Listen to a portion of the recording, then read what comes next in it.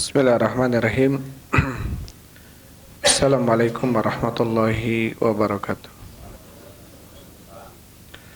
Alhamdulillahilladzi arsala rasulahu bil huda wa dinil haq liyudhhirahu 'alad dini kullihi wa kafa billahi syahida wa asyhadu an la ilaha illallah wahdahu la syarika lah iqraran bihi wa tauhida wa asyhadu anna Muhammadan abduhu wa rasuluh. Allahumma salli wa sallim ala nabiyyina Muhammadin wa ala alihi wa ashabihi ajmain, amma ba'd.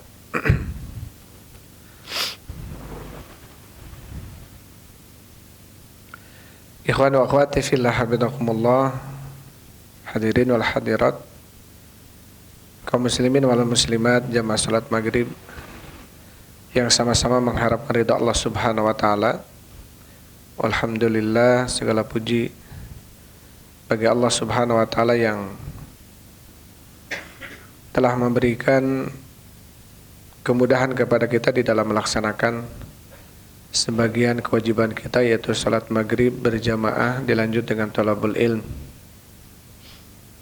Mudah-mudahan langkah yang kita langkahkan ke majelis ilmu ini menjadi penyebab dimudahkannya langkah kita menuju surga Allah Subhanahu wa taala. Amin ya rabbal alamin. Karena Rasul sallallahu alaihi wasallam beliau bersabda, "Man salaka tariqan yaltamisu fihi ilman, sahalallahu lahu bihi tariqan ila jannah." Barang siapa yang melangkahkan kakinya untuk mencari ilmu agama, maka Allah akan mudahkan baginya langkah menuju surga. Taib, kita lanjutkan pembahasan dalam kitab Bahjatul Qulub karya Syekh Abdurrahman bin Nasir As-Sa'di rahimahullahu ta'ala.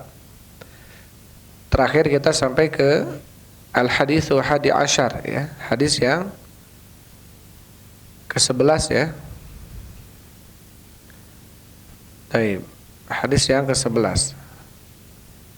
Hadis ke-10-nya, man da'a ila huda kana lahu minal ajri mithlu ujuri man tabi'ahu. Barang siapa yang mengajak kepada hidayah, maka terbukti baginya pahala seperti pahala orang yang mengikutinya.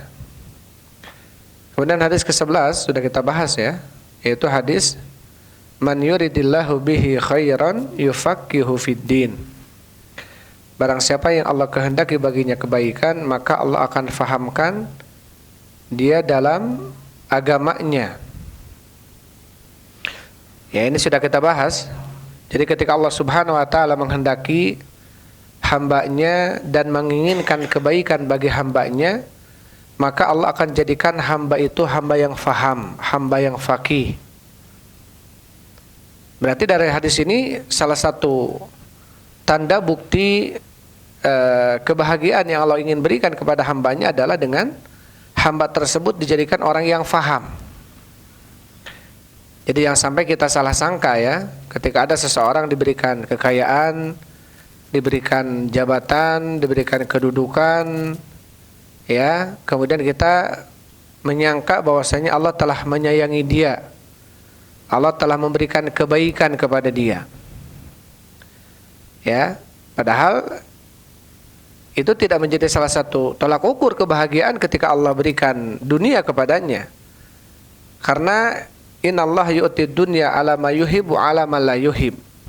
Sesungguhnya Allah memberikan dunia itu kepada orang yang Allah cintai dan juga kepada orang yang Allah tidak cintai. Wa yu'til ilma wal iman illa ala ma yuhib. Dan Allah memberikan ilmu dan iman kepada orang hanya kepada orang yang dicintai saja. Karena orang kafir pun banyak di antara mereka diberikan dunia oleh Allah Subhanahu wa taala. Ya, orang kafir pun banyak diberikan dunia oleh Allah Subhanahu wa taala. Maka tolak ukur kebahagiaan ketika Allah berikan kepada seorang hamba adalah ketika hamba itu dijadikan hamba yang faham. Ada beberapa hadis, ya, di dalam bentuk atau ukuran kebahagiaan yang Allah berikan kepada hambanya, ya, dengan lafadznya man yuridi, man aroda, man yuridi, artinya barang siapa yang Allah inginkan. Itu ada beberapa hadis, ya. Yang pertama, man yuridillahu bihi khairan yufaqihu fiddin. Barang siapa yang Allah kehendaki baginya kebaikan, Allah akan fahamkan dia di dalam agamanya. Jadi ketika Allah inginkan hamba itu baik, maka hamba itu dijadikan orang yang faham. Yang kedua, man yuridillahu bihi khairan yusib minhu. Barang siapa yang Allah inginkan baginya kebaikan, Allah akan uji dia. Jadi ketika Allah inginkan orang itu baik, maka Allah akan mengujinya. Jadi dengan cara diberikan ujian, salah satu bentuk kasih sayang Allah itu. Dalam hadis yang lainnya, man arada bi abdihi khairan ista'malahu. Barang siapa yang Allah inginkan bagi hamba itu kebaikan, Allah akan jadikan hamba itu beramal sebelum kematiannya. Artinya beramal baik sebelum kematiannya. Jadi ketika Allah inginkan kebaikan, maka hamba itu akan dijadikan orang yang melakukan kebaikan sebelum wafatnya. Ista'malah.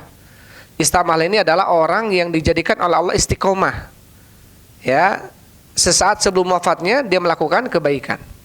Dalam hadis yang lainnya, man yuridillahu bihi khairan ja'ala lahu shadiqan sholihan. Barang siapa yang Allah inginkan baginya kebaikan, Allah akan jadikan bagi dia temannya yang soleh. Jadi ketika Allah menginginkan orang itu baik, maka Allah akan iringi orang itu dengan teman-teman yang soleh, yang senantiasa mengingatkan kepada kebaikan. Jadi tidak ada hadis ya yang menunjukkan bahwasanya barang siapa yang Allah inginkan kebaikan baginya, maka Allah akan kayakan dia, maka Allah akan jadikan dia penguasa, maka Allah akan jadikan dia pejabat, maka Allah akan jadikan apapun lah bentuk dunia. Tidak ada. Ya, maka bentuk-bentuk kehendak kebaikan yang Allah inginkan bagi hambanya, kalau enggak dia diuji, kalau enggak dia dijadikan orang yang faqih, kalau enggak dia diistiqomahkan dalam amalan ibadahnya, kalau enggak dia dijadikan temannya yang soleh. Maka tentu ketika kita dimudahkan oleh Allah Subhanahu wa taala ya untuk mendatangi majelis ta'lim, majelis ilmu, ini salah satu sebab ya. Dengan ini berarti mudah-mudahan Allah menginginkan kita menjadi hamba yang lebih baik ya, karena Allah mudahkan bagi kita untuk mengkaji atau mencari ilmu agama. Allah Subhanahu wa taala berfirman, yu'til hikmata may yasha. Allah memberikan hikmah itu kepada orang-orang yang Allah kehendaki saja. Wa may yu'tal hikmata faqad utiya khairan katsira. Barang siapa yang Allah berikan kepadanya hikmah, maka dia telah diberikan kebaikan yang sangat banyak. Kata Imam Mujahid, apa itu hikmah? Hikmah itu adalah al-fiqhu, yaitu pemahaman. Fikih dalam agama, yaitu ilmu. Jadi Allah memberikan ilmu itu kepada orang-orang yang Allah kehendaki saja. Ya, maka ketika kita dimudahkan oleh Allah untuk mengkaji ilmu, berarti kita termasuk orang yang Allah inginkan bagi kita kebaikan. Tapi itu sudah kita bahas ya. Sekarang kita masuk ke al-haditsu tsani asyara, hadis yang ke-12. Berkata Syekh rahimahullahu taala, al-haditsu tsani asyar, hadis yang ke-12. An Abi Hurairah radhiyallahu anhu qala, dari Abi Hurairah semoga Allah meridainya, qala, berkata Abu Hurairah, qala Rasulullah sallallahu alaihi wasallam, telah bersabda Rasul sallallahu alaihi wasallam, al mu'minul qawi, orang beriman yang kuat, khairun wa ahabbu ilallah, lebih Allah cintai dan lebih baik gitu ya, dan lebih Allah cintai minal mu'minid dhaif, daripada orang beriman yang lemah. Wa fi kullin khair, dan di segala atau dalam keadaan segala sesuatu kondisinya orang beriman itu khair, baik, karena dia beriman. Mau dia beriman dia orangnya kuat atau lemah sekalipun, selama dia beriman dia adalah baik. Kemudian Rasul mengatakan, ihris ala ma yanfa'uka, semangatlah atas apa-apa yang bermanfaat bagimu. Wasta'in billah, dan mintalah pertolongan kepada Allah, wala ta'jaz, dan jangan merasa lemah. Wa in asabaka syai'un, dan apabila menimpa kepadamu syai'un sesuatu, fala taqul, maka janganlah kamu mengucapkan law anni fa'altu kadza, kalau seandainya aku mengerjakan ini, kana kadza wa kadza, maka terbukti akan begini dan begitu. Walakin qul, akan tetapi ucapkan la qaddarallahu wa ma syaa fa'al. Tapi ucapkan la qaddarallah wa ma syaa fa'al. Qaddarallah, apa yang Allah takdirkan, dan apa-apa yang Allah kehendaki, fa'al, pasti terjadi, pasti Allah lakukan. Fa inna law, karena sesungguhnya kalimat law taftahu amal syaitan. Dia akan membuka amalan-amalan syaitan. Rawahu Muslim. Hadis ini diriwayatkan oleh Imam Muslim. Tapi kita bacakan dulu penjelasan dari Syekh Muhammad bin Nasir As-Sa'di rahimahullah. Di dalam hadis ini ada beberapa faidah. Yang pertama adalah itsbatul mahabbati sifatul lillah. Penempatan sifat mahabbah bagi Allah. Jadi Allah ini mempunyai sifat namanya mahabbah, artinya mencintai. Innallaha yuhibbut tawwabin wa yuhibbul mutatahhirin. Sesungguhnya Allah mencintai orang-orang yang banyak bertaubat dan banyak bersuci, atau banyak orang yang bersuci. Artinya dalam ayat atau hadis yang tadi disampaikan menunjukkan bahwasanya Allah mempunyai sifat apa? Mahabbah, mencintai. Ya. Tanpa perlu kita kemudian mentamtsil bentuk kecintaan Allah terhadap makhluknya seperti halnya cinta makhluk kepada makhluk. Nah, ini tidak boleh seperti itu. Karena ada yang kemudian menafikan mahabbah ini. Mahabbah yang dimaksud adalah ridho. Mahabbah yang dimaksud adalah nikmat. Ya, sebagaimana orang-orang Mu'tazilah mengatakan itu. Tetapi tentunya kita Ahlus Sunnah wal Jamaah menetapkan sifat cinta bagi Allah Subhanahu wa taala. Ya, menetapkan sifat apa? Cinta bagi Allah Subhanahu wa taala, tentunya wa yaliqu bi jalalihi, sifat yang sangat cocok atas kemuliaan Allah Subhanahu wa taala. Ya. Sifat yang cocok atas kemuliaan Allah Subhanahu wa taala.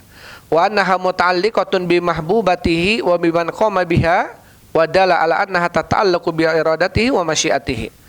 Dan tentunya cintanya Allah Subhanahu wa taala ini berkaitan dengan mahbub, dengan hal-hal yang dicintai olehnya, perkara-perkara yang dicintai. Dan ya, berkaitan dengan siapapun yang dia tegak dan melakukan hal-hal yang menyebabkan dia dicintai. Dan tentunya kecintaan tersebut berkaitan dengan iradah dan masyiah. Iradah ini kehendak dan keinginan Allah Subhanahu wa taala. Wa aidan tatafadhal, dan tentunya cinta Allah ini juga tatafadhal, bertingkat-tingkat. Ya, cinta Allah bertingkat-tingkat. Karena dalam hadis ini apa? Al-mu'min qawi, orang beriman yang kuat, ahabbu ilallahi khairun wa ahabbu ilallah, lebih baik dan lebih dicintai oleh Allah minal mu'min dhaif, dibanding orang yang beriman yang lemah. Taib, sebagian mengatakan orang mukmin yang kuat, orang mukmin dia beriman, tapi di sisi lain secara batinnya dia iman, zahirnya dia kuat. Ya. Jismnya kuat, zadallahu basatan fil ilmi wal jism. Ketika Allah menyebutkan seorang raja yaitu Lut, ya, Jalut, Tolut, ya, yang kemudian atahullahul ilma wal jism basatan fil ilmi wal jism. Allah berikan kekuatan di dalam ilmunya dan juga badannya. Jadi Raja Tolut ini ketika mengalahkan Jalut, Tolut ini adalah bukan dari bangsa raja, bukan dari bangsa seorang nabi, tapi Allah Subhanahu wa taala pilih karena apa? Bastatan fil ilmi wal jism. Karena Allah berikan kepadanya kekuatan di dalam ilmunya dan di dalam jismnya. Artinya menunjukkan bahwasanya apa? Orang yang beriman, kuat imannya dan kuat badannya, ini lebih Allah cintai. Ya, lebih Allah sukai. Jadi hal-hal yang membuat dia kuat ini tentu dianjurkan dalam Islam, dan hal-hal yang membuat dia lemah ini dibenci dalam Islam. Apapun perkara yang menyebabkan dia menjadi lemah, ya, maka ini perkara-perkara ini bisa masuk ke dalam kategori yang makruh, bahkan haram, bahkan bisa menjadi haram.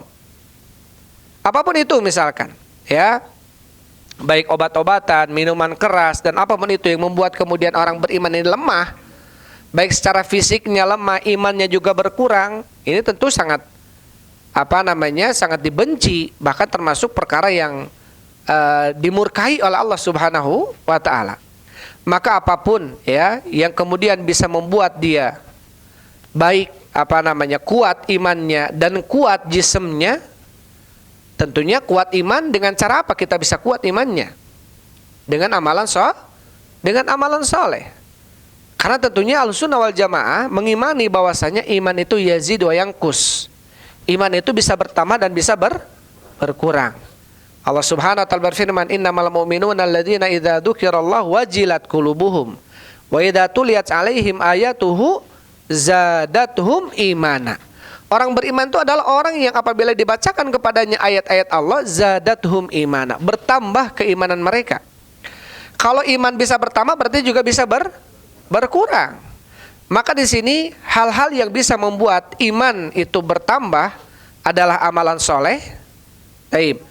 Dan hal-hal yang bisa membuat jism itu kuat, apapun itu, riyadhah gitu ya, olahraga, menjaga makanan, atau apapun yang bisa membuat dia kuat, itu pun tentu disukai dalam agama, disukai dalam Islam. Terlebih tentunya ketika kekuatan tersebut sangat diperlukan di dalam jihad. Sampai Allah Subhanahu wa taala berfirman, "Wa'iddu lahum mastata'tum min quwwah." Persiapkan oleh kalian kekuatan kalian semampu kalian. Ya, di dalam ayat surat At-Taubah Allah berfirman, "Wa'iddu lahum mastata'tum min quwwah." Persiapkan oleh kalian kekuatan-kekuatan kalian. Dalam hadis disebutkan, ala inna quwwatar rami, ala inna quwwatar rami. Ketahuilah sesungguhnya termasuk kekuatan adalah melempar. Termasuk kekuatan adalah melempar. Melempar, memanah gitu ya. Maka berarti ada anjuran untuk kita melakukan itu sebagai bentuk riyadhah agar kita kuat.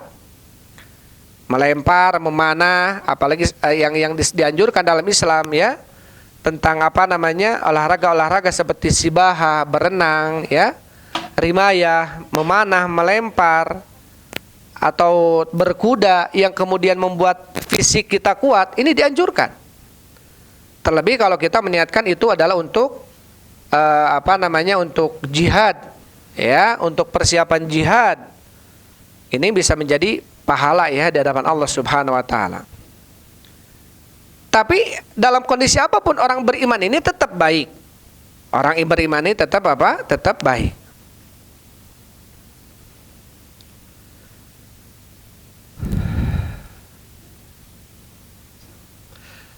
Taib.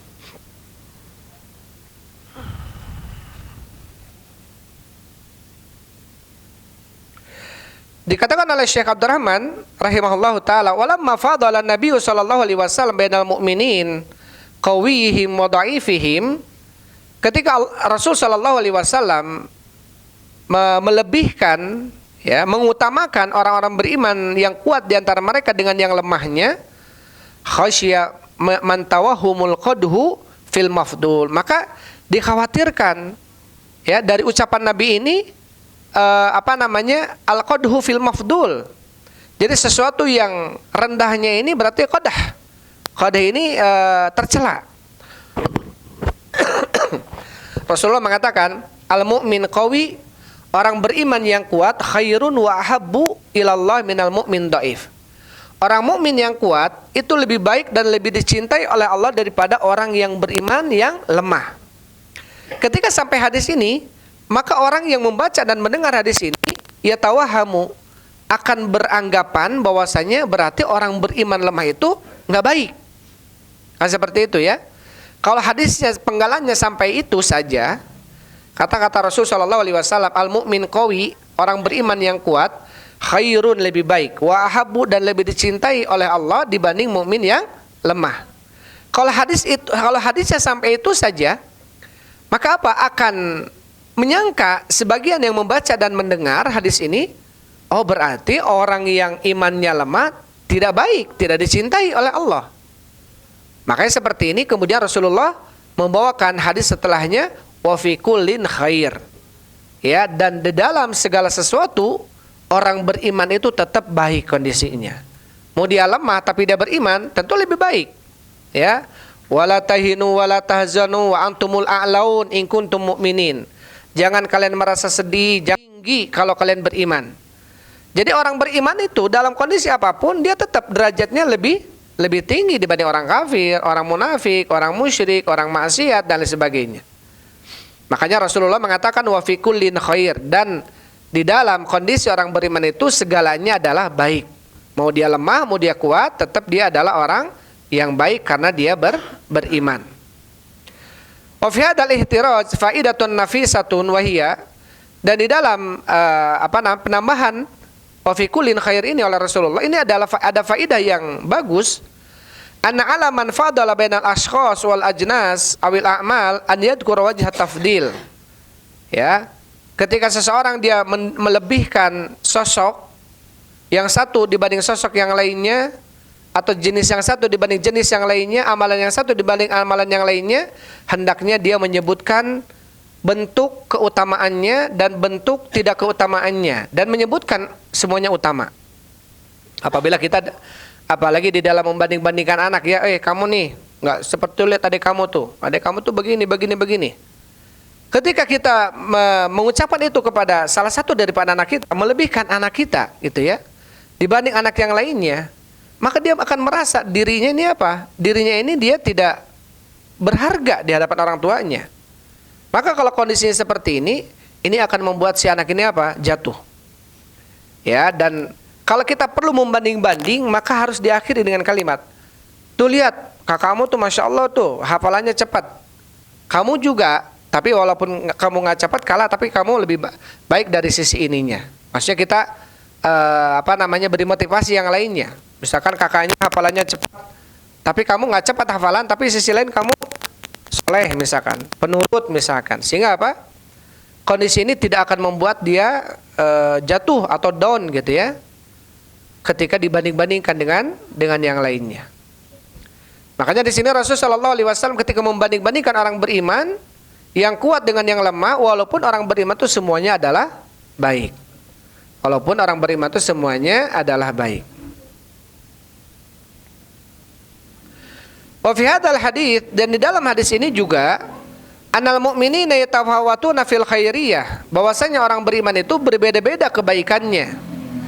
Wa mahabbatullahi wal qiyamu bidinihi, ya, dan kecintaan Allah, dan kecintaan Allah wal qiyamu bidinihi, dan tegaknya orang beriman itu terhadap agamanya, wa annahu fi dzalika darajat, dan sesungguhnya mereka dalam hal itu bertingkat-tingkat.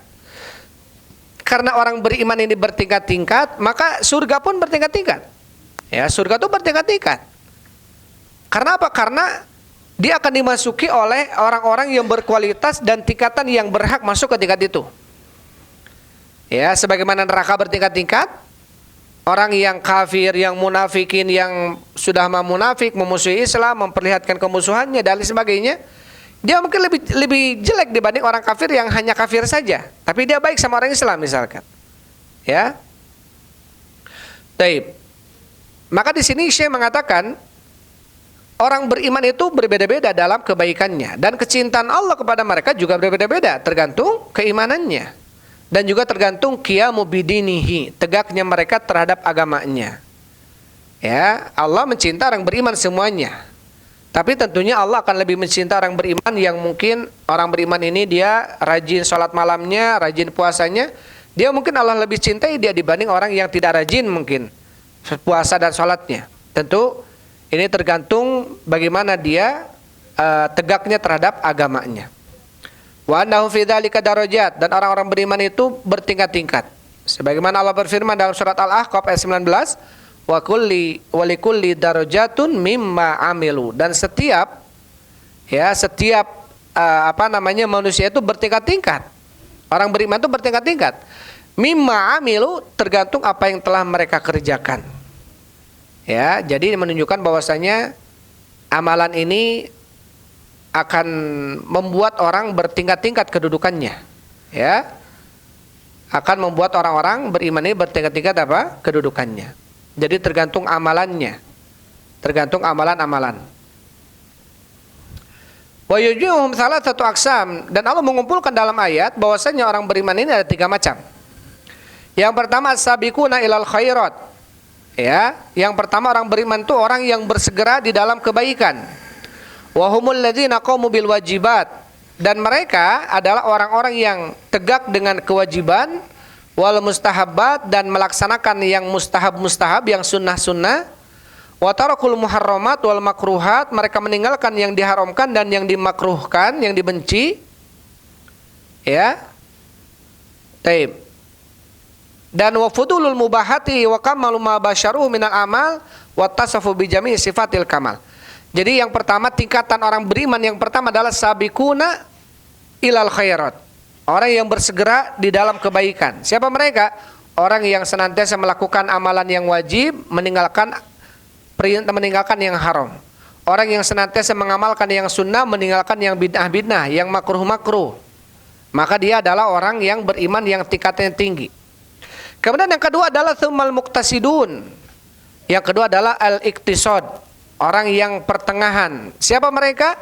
Alladzi iqtasaru alal qiyami bil wajibat wa tarkil mahdzurat. Orang-orang yang hanya melaksanakan yang wajib saja dan meninggalkan yang sunnah. Jadi yang wajib aja. Tapi di sisi lain juga dia menjauhi dirinya dari yang diharamkan. Maka dia muqtasid, pertengahan orang itu. Yang ketiga, tsumma adz-dzalimuna li anfusihim. Yang ketiga adalah orang-orang yang mendolimi diri mereka. Siapa yang mendolimi diri mereka ini? Alladzina khalatu amalan sholihan wa akhara sayyi'a. Yang dia mencampurkan amalan soleh, kadang-kadang amalan baik, jelek juga kadang-kadang. Jadi kadang-kadang soleh, kadang-kadang jatuh kepada kesalahan. Kadang-kadang maksiat, gitu ya. Tapi beriman. Ya, tapi beriman. Kemaksiatan dia tidak membuat dia kufur kepada Allah selama itu, maka masih kategori dia adalah orang yang beriman. Tapi kalau kemaksiatannya, kalau kesalahannya adalah bentuknya bentuk kesyirikan, maka bisa mengkafirkan dia, bisa menghilangkan keimanannya, gitu ya. Maka tiga orang tadi semuanya orang beriman. Tsumma awrathnal kitabal ladzina astafainahu min ibadina. Kemudian kami wariskan ya Alkitab kepada hamba-hamba yang kami pilih di antara mereka. Siapa? Faminhum dzalimun li nafsi wa minhum muqtasid wa minhum sabiqun bil khairati biidznillah. Ada orang yang mendolimi dirinya, ada orang yang pertengahan, ada orang yang bersegera di dalam kebaikan. Taib. Kemudian kita lanjutkan hadisnya. Kata Rasul sallallahu alaihi wasallam, wa fi kullin khair. Dan intinya orang beriman itu segalanya semuanya baik. Orang beriman itu semuanya baik. Kemudian Rasulullah mengatakan ihris ala ma yanfa'uka. Bersemangatlah terhadap apa yang bisa memberikan manfaat kepadamu. Jadi kita diperintahkan oleh Allah Subhanahu wa taala oleh Rasul sallallahu alaihi wasallam untuk bersemangat di dalam meraih yang kira-kira hal itu manfaat bagi kita. Ya. Manfaat bagi kita, dunia kita, juga agama kita, akhirat kita. Ya, jangan kemudian kita lebih menitik beratkan terhadap manfaat duniawi misalkan. Ya, kalau nggak ada uang, ya nggak jalan. Kalau nggak ada manfaat uang, ya nggak ada. Akhirnya kalau semuanya dengan uang, maka nggak akan ada namanya ta'awun, nggak akan ada namanya tolong menolong, nggak akan ada namanya bahu membahu, gitu ya. Tentunya di sini adalah ihris ala ma yanfa'uka, bersemangatlah terhadap apa yang membuat kamu apa? Manfaat, atau apa terhadap apa yang bisa memberikan manfaat kepadamu. Wasta'in billah, dan mintalah pertolongan kepada Allah Subhanahu wa taala. Maka tentunya perkara yang bermanfaat itu ada dua macam, baik perkara duniawi dan juga perkara ukhrawi. Ya, perkara dunia kita lihat sisi dunianya, juga kita lihat sisi akhiratnya. Ya, jangan kemudian kita menitik beratkan dunia saja. Jadi apa-apa ayat cuan nanti gitu ya. Kira-kira ayat duit nanti, kira-kira menghasilkan moal gitu ya. Seakan-akan upah kita tuh hanya sebatas itu saja. Ya, padahal kalau kita niatkan ya. Jadi ada hal-hal yang kemudian ketika seseorang dia mendahulukan akhirat, kemudian Allah berikan dunia, itu pasti diberikan dunia. Sudah mah diberikan dunia, juga sudah mah dia diberikan pasti akhirat. Mangkana yuridul ajilata ajalna lahu fiha ma nasya'u liman nuridu. Barang siapa yang menginginkan ajilah, ajilah ini dunia. Dalam hal apapun dia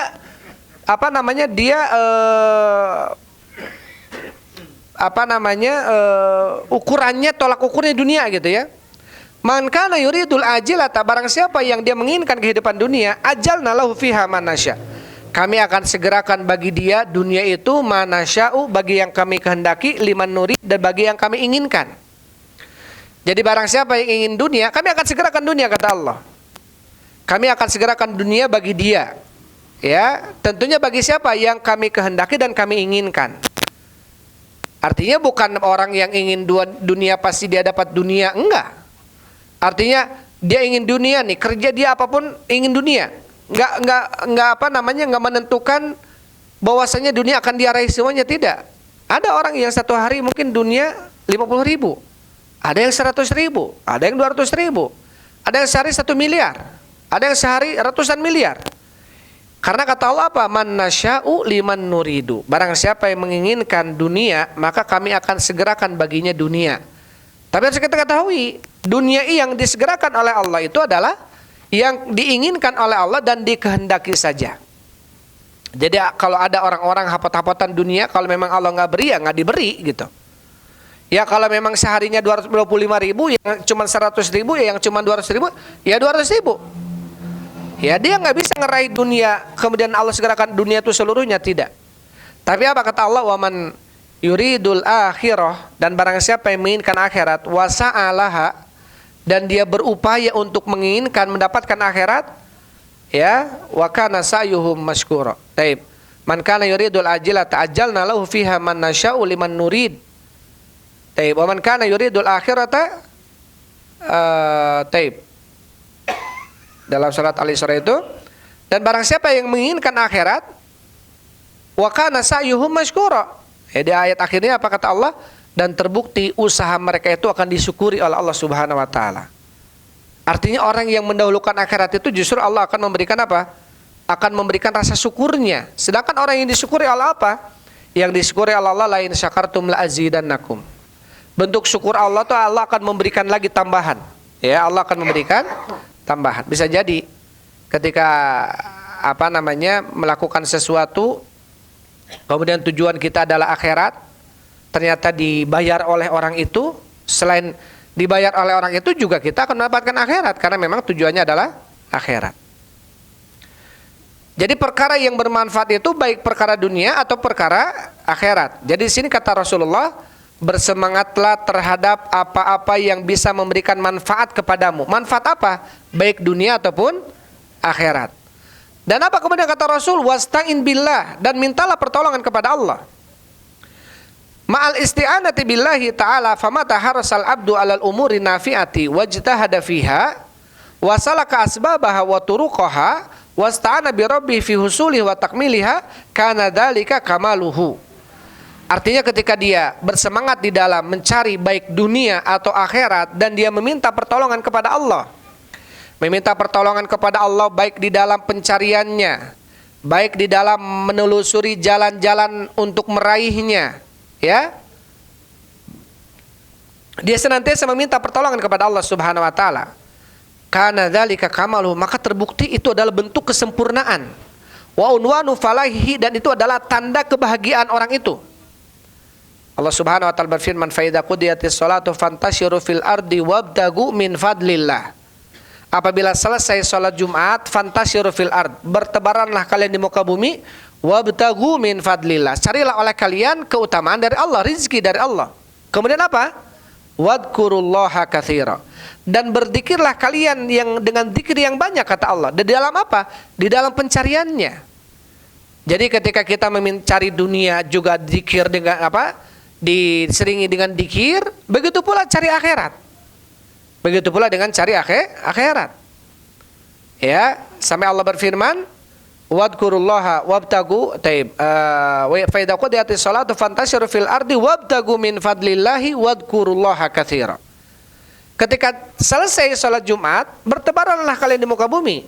Ya, kemudian apa? Carilah apa? Carilah fadlullah, keutamaan Allah. Apa itu? Rizki. Tapi apa kata Allah? Wadkurullaha katsira, berzikirlah kalian dengan zikir yang banyak kepada Allah. Apa manfaatnya? La'allakum tuflihun, agar kalian beruntung. Agar kalian beruntung dalam dagangannya, dalam usahanya, dalam bisnisnya, dalam hal apapun yang kita cari, ya, baik manfaat dunia atau manfaat akhirat, kemudian diselingi dengan berzikir kepada Allah dan meminta pertolongan, karena di sini kata Rasul apa? Wasta'in billah, dan mintalah pertolongan kepada Allah Subhanahu wa taala.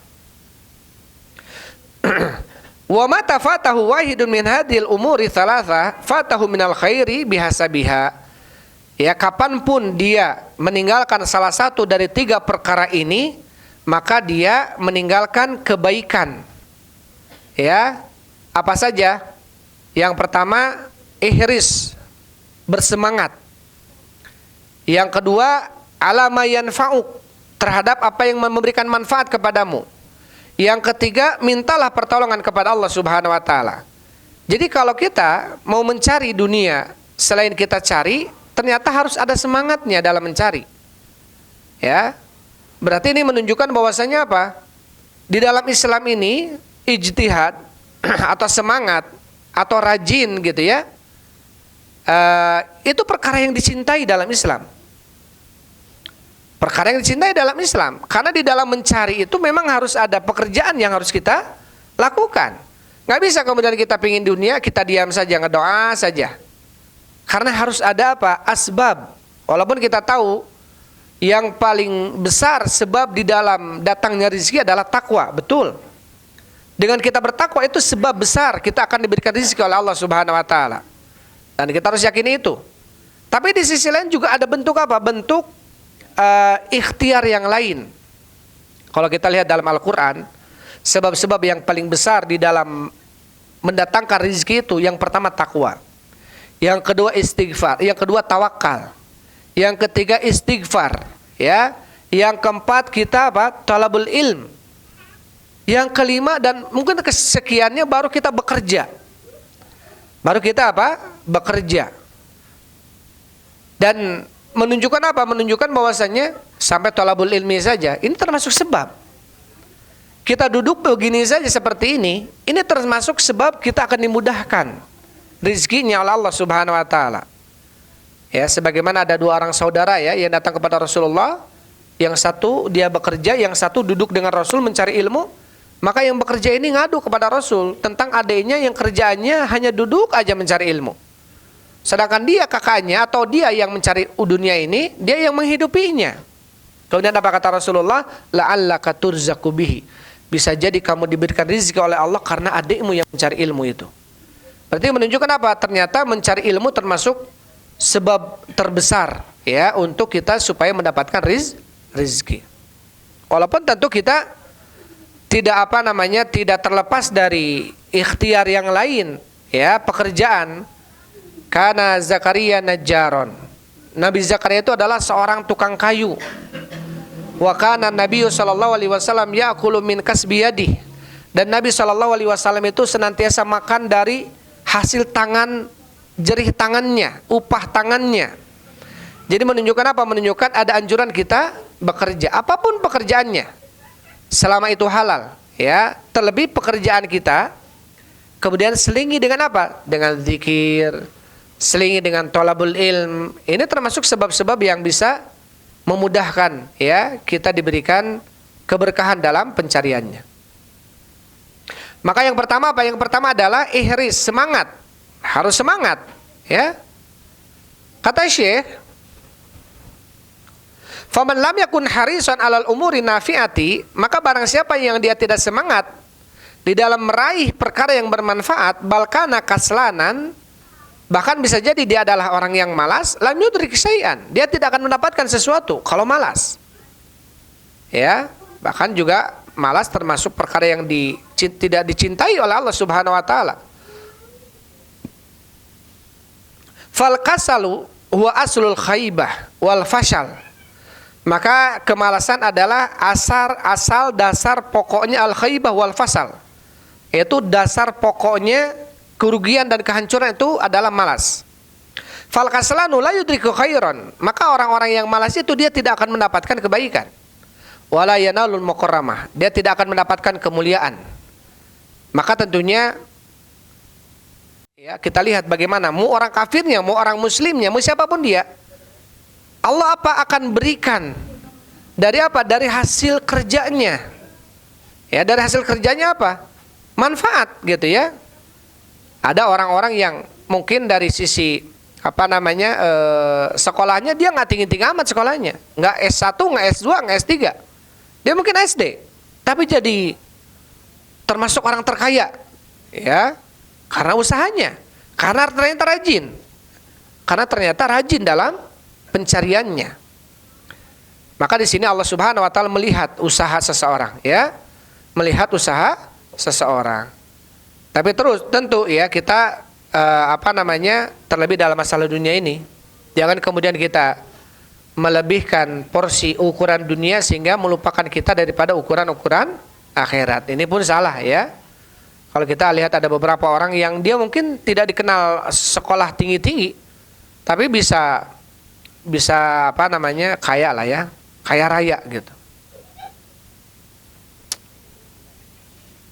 Kemudian yang kedua adalah dikatakan oleh Rasulullah sallallahu alaihi wasallam, iris ala ma yanfa'uka. Ternyata kita diperintahkan oleh Rasulullah untuk bersemangat itu di dalam perkara yang bermanfaat. Sekiranya nggak bermanfaat, ini maka kita tinggalkan sebaiknya. Nggak bermanfaat untuk akhirat kita, maka sebaiknya tinggalkan. Ternyata nggak untuk akhirat nggak manfaat, untuk dunia juga nggak manfaat, masih aja kita lakoni gitu ya. Maka tentu ini dia akan ketinggalan ya daripada hasil manfaat tersebut. Karena di sini Rasulullah mengatakan apa? Bersemangatlah di dalam perkara yang bisa memberikan manfaat kepadamu. Baik dunianya, baik akhiratnya. Ya, jangan sampai kemudian akhirnya ladun, dunia hente, agama hente, gitu ya. Dan yang ketiga ternyata yang paling utama adalah wasta'in billah. Kita perlu atas pertolongan dari Allah Subhanahu wa taala. Dan kita yakini apapun yang kita raih ini atas pertolongan dari Allah. Jangan sampai kemudian kita menyandarkan apapun hasil yang kita dapatkan ini hasil kerja payah kita. Ini kalimat yang dibenci oleh Allah Subhanahu wa taala. Ketika Qarun dia mengatakan innama utituhu ala ilmin indi. Harta yang kamu lihat ini itu atas ilmu yang saya miliki. Ya. Apa kata Allah Subhanahu wa taala? Wa inna mafatihahu latanu bil usbati ulil quwwah. Sesungguhnya kunci-kunci pembendaharaan Qarun itu latanu bil usbah, tidak akan bisa diangkat oleh orang-orang yang kuat. Kuncinya saja itu tidak bisa diangkat oleh orang-orang yang kuat. Bagaimana dengan hartanya? Ya, ketika orang-orang kaumnya ingin seperti Qarun, apa kata Qarun? Innama utituhu ala ilmin indi. Sesungguhnya apa yang kamu lihat ini atas ilmu yang aku punyai. Ya, maka ungkapan usaha tidak tidak mengkhianati hasil, itu hati-hati. Ini ungkapan nggak baik gitu. Wajar saya begini, saya tuh kerja keras. Wajar saya tuh begini, saya tuh kerja keras. Ini nggak bagus seperti ini. Dia melupakan Allah Subhanahu wa taala, ya. Dia melupakan Allah Subhanahu wa taala. Karena yang membuat dia bisa meraih itu atau tidak adalah siapa? Allah Subhanahu wa taala. Kadang kita sudah tahu ilmunya, pingin kaya tuh begini, begitu, sudah kita praktekkan. Ternyata nggak ada seperti orang-orang itu. Karena memang Allah tidak takdirkan kita untuk itu. Maka tentunya yang terakhir adalah kita harus apa? Wasta'in billah. Kita meminta pertolongan kepada Allah Subhanahu wa taala. Taib. Sudah adzan ya?